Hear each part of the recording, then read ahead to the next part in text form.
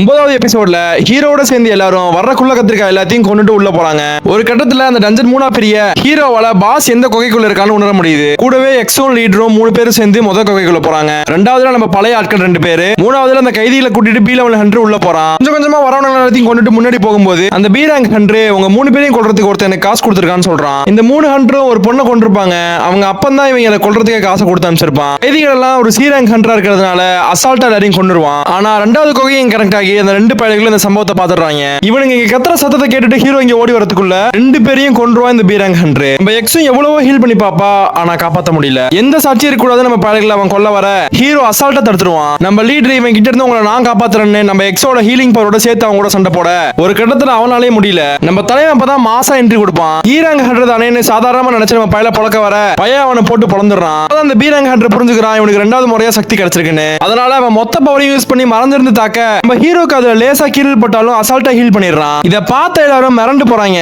நான் ஒரு ஹீலர் இல்லாம எந்த ஹண்டராலையும் தன்னை ஹீல் பண்ணிக்க முடியாது. நம்ம பயலுக்கு அவனை கொல்ல டாஸ்க் ஓபன் ஆக அதுல கிடைச்ச எக்ஸ்ட்ரா பவர் வச்சு அவனை குத்தி கொண்டுறான். லீடராலையும் எக்ஸாலையும் எதையுமே நம்ப முடியல. வெளியே வந்த உடனே ஹண்டர்ஸ் அசோசியேஷன்ல உள்ளவனே மனுஷங்களை வேட்டையாடுறான்னு சொல்லிடுறானுங்க. அதை கேட்டு அவங்களும் மன்னிப்பு கேட்டுட்டு அந்த பீரங்க ஹண்டரை யாரு கொண்டான்னு கேட்க ஹீரோவோட பவரை மறைக்கிறதுக்கு லீடரு ஹீலரோட உதவியோட நான் தான் அவனை கொண்டான்னு சொல்லிடுறாரு. இதை கேட்டு அவங்களுக்கும் ஹீரோ மேல எந்த சந்தேகமும் வரல. நெக்ஸ்ட் எபிசோட பார்க்க மறக்காம நம்ம சேனல் லைக் பண்ணி சப்ஸ்கிரைப் பண்ணிக்கோங்க.